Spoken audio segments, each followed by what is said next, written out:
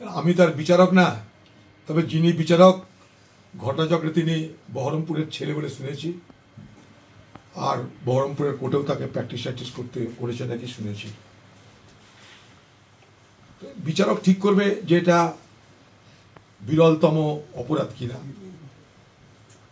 তার উপরে নির্ভর করে বিচারক তার রায় দেয়। অপশন এরকমই ছিল, হয় মৃত্যুদণ্ড কিংবা যাবজ্জীবন। বিচারকের মনে হয়েছে মৃত্যুদণ্ড দরকার নেই, তাই যাবজ্জীবন দিয়েছে। একইভাবে কলকাতাতে আরেকটা ঘটনায়, হেতাল পার্কের ঘটনায় ধনঞ্জয় বলে একজনকে তাকে মৃত্যুদণ্ড দেওয়া হয়েছিল। মৃত্যুদণ্ড দিলেও তাকে রেমিশন করার অর্থাৎ যাবজ্জীবন করার জন্য হাইকোর্ট সুপ্রিম কোর্ট করা যায়। কিন্তু সেদিনকার মতন আজও বলছি, যেন কোথাও একটা অতৃপ্তি কাজ করছে। বিচার হলো, সবই হলো, মানে বলে না যে আলো জ্বললো, বাজনা বাজলো, কিন্তু কাজের কাজ কিছু হলো না। সেই রকমই আমার মনে হচ্ছে সবই হলো, কিন্তু একটা অতৃপ্তি যেন, মানে অসন্তুষ্টি আমার নিজের ব্যক্তিগতভাবে তার থেকে বার হতে পারছি না। আমার মনে হচ্ছে যেন যেটা আমরা আশা করেছিলাম সেটা ঠিক হলো না।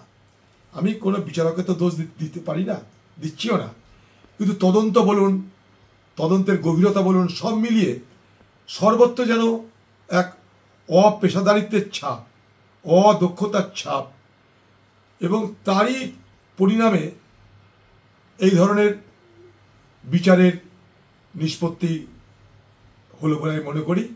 কিন্তু আবার বলছি যে সন্দেহ আমরা অনেক আগে করেছিলাম, এখনো করছি, আমি না, বাংলার বহু মানুষই করছে, যে একা এই ছেলেরা সব ঘটনা করেনি, আরও কেউ জড়িত আছে। অনেক দোষী হয়তো এখনো পর্যন্ত জানা যাচ্ছে না, কিন্তু অনেক দোষী এর পিছনে জড়িয়ে আছে।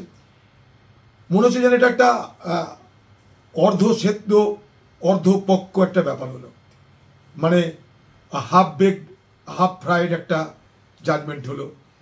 এটা মানে বিচারকের বিরুদ্ধে কথা বলছি না, সব মিলিয়ে মনে হচ্ছে এটা অর্ধ সত্য অর্ধপক্ষ একটা, মানে আমাদের খুশি করতে হতে পারছি না, এইটুকু বলতে পারি।